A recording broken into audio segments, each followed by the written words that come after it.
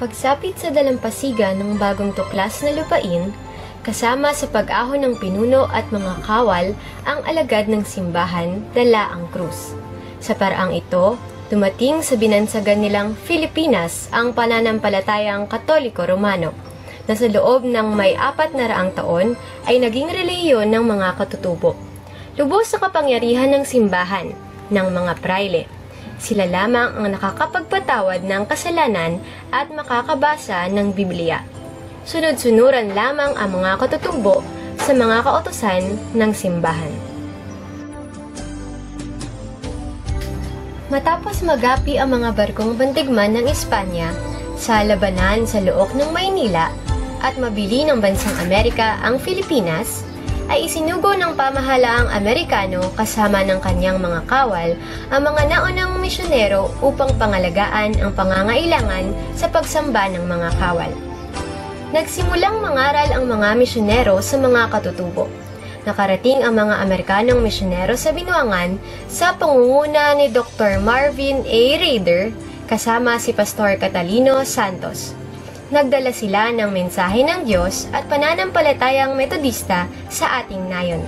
Nahikayat ang ilang haligi ng Romano Katoliko sapagkat bago ito sa kanilang pandinig, kaiba sa kinamulatang katuroang Katoliko, at nakaramdam sila sa kapwa ng pag-iinit ng puso na nagpasigla ng kanilang damdamin.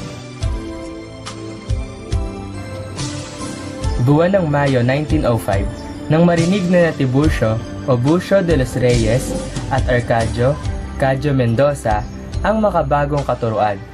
Dahil sa bagong karanasan, masigla nilang ibinalita ang narinig at nasaksihan sa kanilang mga pamilya, pinsan at kaibigan. Sabay ng paglagaw ng bagong pananampalataya ay dumating ang mabibigat na mga pagsubok. Matalim at umusgang pagtutuliksa ng simbahang Katoliko. Ang batuhin sa gitna ng pananambahan o dili kaya'y dulutan sila ng malakas na ingay. Ngunit, ang buong kapatiran ay patuloy na nagtapat sa kanilang pananampalataya. Isang pangyayari ang nagbigay ng pagkakataon sa kapatiran na ipakita sa lahat na umuusig ang tunay na kahulugan ng pag-ibig sa kapwa. Ang pakikipagkapwa-tao, pagtutulungan, pagbibigayan ang ilan sa mga naging susi upang maabot ang marami nating kababaryo. Maraming tao ang nagsimulang mag-ukol ng mataas na pagkilala at pagpapahalaga sa kapatiran ng bagong iglesia. Dahil dito, may mga nahikayat sila kaya't naging inspirasyon at hamon ito upang ang ating iglesia sa Quibadá ay matatag noong 1916. Sa pagdaan ng mga taon, ang bagong gusaling sambahan ay naging maliit sa pagpatuloy ng padami ng ating kapatiran. Kaya kinakailangang magtayo ng isang bahay dalanginan. Kahit may kahirapan sa buhay, sa bitkis ng pagkakaisa at pagtutulungan ay nakapagpatayo ng isang kapilya. Sumapit ang ikalawang digmaang pandaigdig. Nanirahan ang mga Hapones sa Binuangan ng ilang panahon at bago sila tuluyang umalis, sinunog nila ang buong baryo kasama na ang bahay-sambahan. Matapos ang ikalawang digmaan, taglay pa rin ang pag-asa at pananampalataya, muling bumangon ang kanyang iglesia. Isang malaking tolda ang naging pansamantalang bahay-sambahan. Kasunod ang pagpupunyaging maisaayos ito. Nobyembre 1975, naisa katuparan ang isang kakaiba at panibagong ministeryo ng iglesia.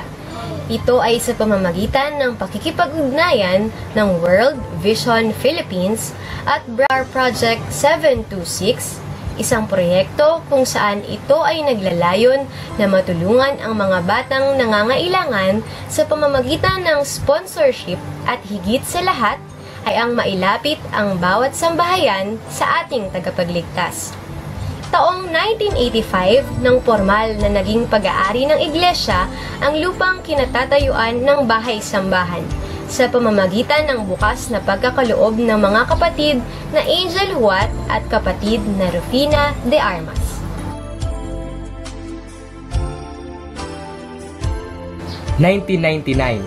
Sa taong ito nasubok ang katatagan ng iglesia. Ito ang panahon kung saan nilubog ng tubig baha ang ating bahay-sambahan.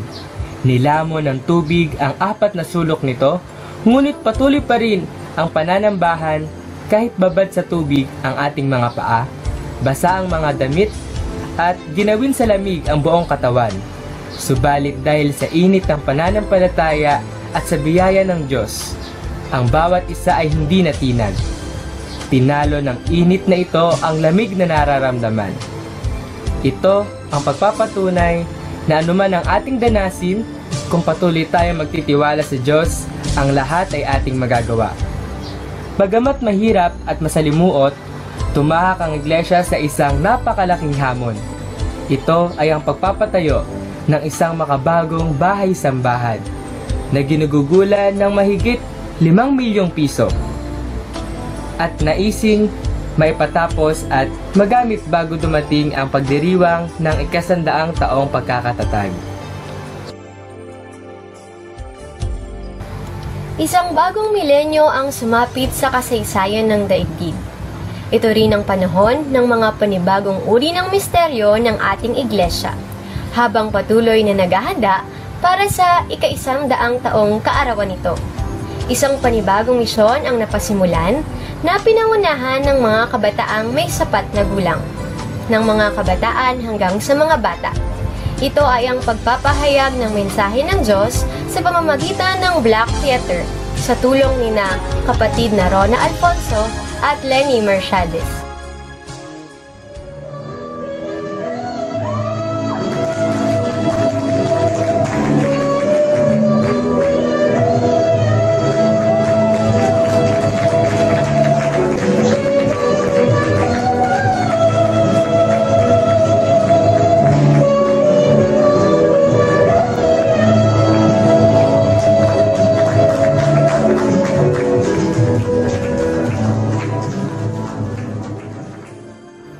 Taong 2004 nang magpasya rin ang council na ayusin ang munting paaralan.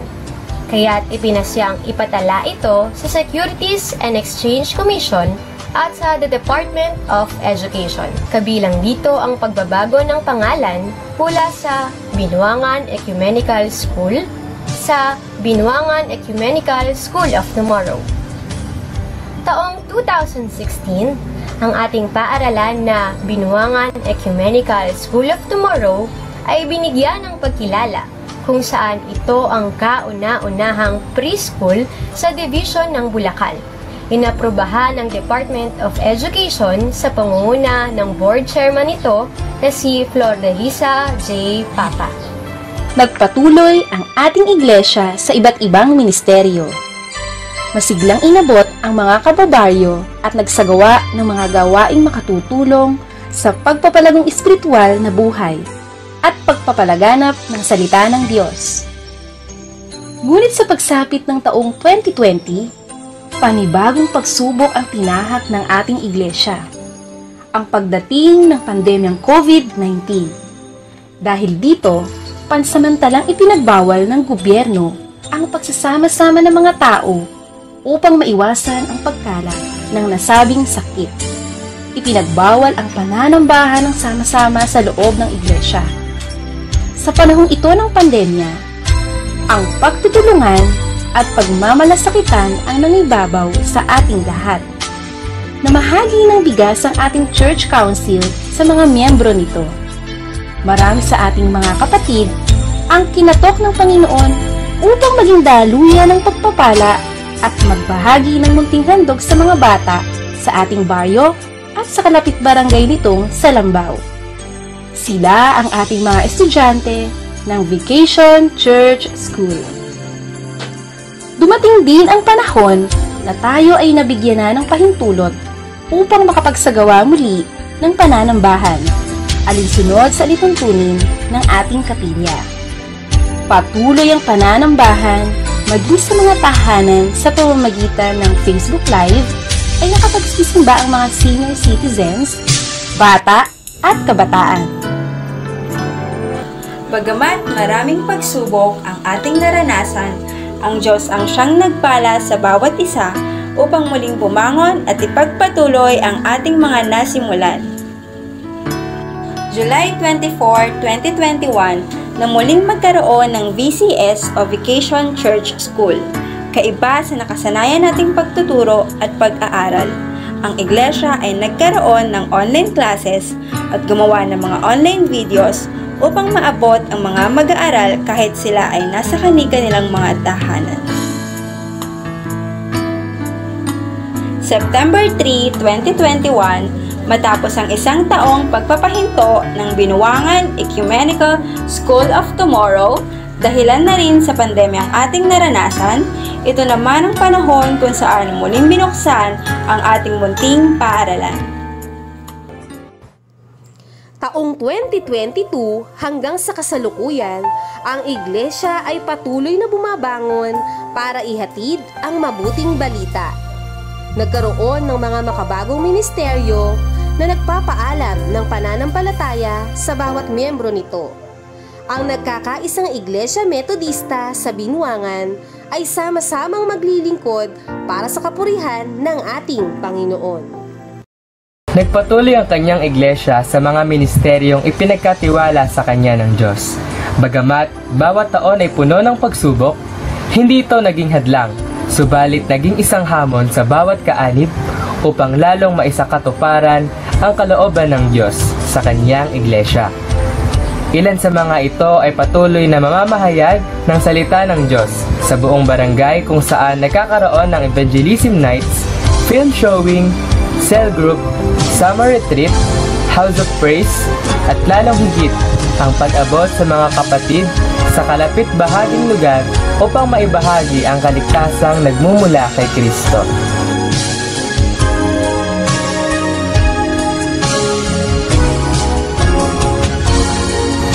Nagkaroon at magkakaroon pa ng pagpapalitan ng mga manggagawa, mga namumuno at panibagong kasapi ng iglesia.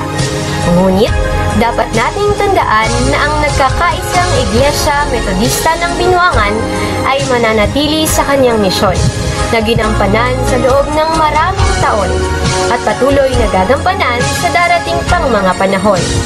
Ito at ang pagpapahayag ng mensahe ng ating Diyos, ang kanyang kabutihan at pagliligtas.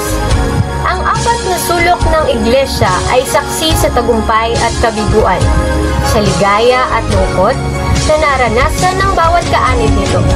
Subalit, gayunpaman, ang krus ay mananatiling nakatunghay sa buhay at karanasan ng bawat kaanib.